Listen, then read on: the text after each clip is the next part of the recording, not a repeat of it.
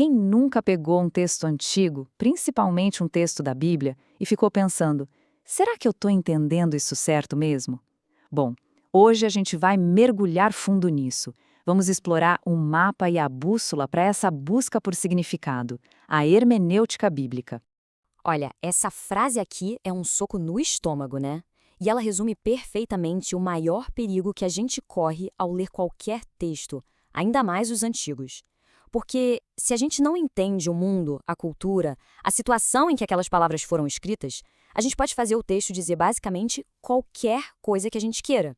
É a diferença brutal entre descobrir a verdade e simplesmente inventar uma. Tá, beleza. Então, como é que a gente se protege de colocar as nossas próprias ideias lá dentro do texto? A resposta está numa disciplina, num conjunto de ferramentas criado exatamente para isso. É o que vai servir de guia para a nossa jornada. E esse guia tem nome: hermenêutica. Eu sei, parece uma palavra super complicada, mas pensa nela como se fosse um manual de navegação para textos complexos. É a hermenêutica que nos dá os princípios para interpretar do jeito certo e, claro, para desviar das armadilhas de uma má interpretação. E o fascinante da hermenêutica é que ela tem uma natureza dupla. Por um lado, ela é uma ciência, porque sim, ela tem regras, tem métodos, assim como a gramática de uma língua. Mas por outro lado, ela também é uma arte que exige a sensibilidade de um músico, sabe? Para conseguir ouvir a intenção, o tom do autor. Algo que só as regras, por si sós, não conseguem captar.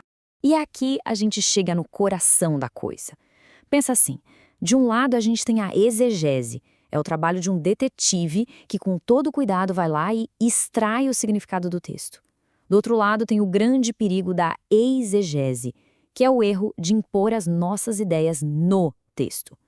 Uma busca a intenção do autor, a outra busca só confirmar o que a gente já pensa. Mas essa busca pela interpretação correta não começou agora. Isso é um debate que atravessa séculos. Várias épocas diferentes propuseram jeitos diferentes de ler.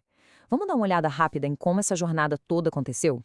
Essa linha do tempo mostra um movimento de pêndulo muito interessante. Tudo começa lá no período judaico, com um foco super intenso na lei e nas interpretações dos rabinos. Aí, com a igreja primitiva, a coisa se divide. Alguns, como na escola de Antioquia, queriam um sentido literal, histórico. Já outros, lá em Alexandria, buscavam significados mais alegóricos, simbólicos. Na Idade Média, a interpretação ficou mais controlada, procurando múltiplos sentidos no mesmo texto. A Reforma Protestante foi um divisor de águas, um chamado radical para voltar para o sentido simples e literal. E, finalmente, no período moderno, esse foco no literal evoluiu para o que a gente chama de método histórico-gramatical, que usa ferramentas acadêmicas bem rigorosas para entender o contexto original. O resultado de toda essa história é que surgiram diferentes escolas de pensamento. Não é que elas sejam necessariamente rivais, mas é como se fossem caixas de ferramentas diferentes para fazer a interpretação. Cada uma oferece uma lente diferente para olhar o texto, mas cada uma também tem seus próprios pontos cegos. As duas principais abordagens que a gente pode destacar são a alegórica e a literal. A escola alegórica quer encontrar significados ocultos, simbólicos. É como procurar um tesouro escondido debaixo da superfície do texto. Já a literal, que também é chamada de histórico-gramatical, foca em entender o que aquelas palavras significavam para as primeiras pessoas que as ouviram. A abordagem literal é, no geral, considerada a mais segura para evitar que a nossa imaginação voe longe demais. Mas, claro, ela tem um risco. Se for aplicada de um jeito muito seco, pode acabar perdendo a profundidade espiritual. Essa frase captura com perfeição o perigo de uma alegoria sem limites. Pensa bem. Se tudo pode ser um símbolo para qualquer coisa, o significado virá algo líquido, que se molda na mão de quem interpreta. Sem uma âncora no sentido original, no sentido histórico, a interpretação corre o risco de ficar completamente à deriva. Ok, então se a abordagem literal é o caminho mais seguro, quais são as regras de trânsito? Quais são aqueles princípios fundamentais que todo intérprete precisa seguir para garantir que essa viagem pelo texto seja segura e que chegue ao destino certo? Esse checklist aqui nos dá um roteiro bem claro. O ponto de partida é sempre usar a própria Bíblia para iluminar as partes mais difíceis. Depois disso, a gente mergulha de cabeça no contexto e no gênero literário. Isso nos ajuda a entender a intenção do autor. Com tudo isso em mente, vem o grande mandamento, evitar a exegese, ou seja, não colocar nossas ideias lá dentro. E no fim, o objetivo de todo esse processo é honrar a mensagem que está centrada em Cristo. Certo.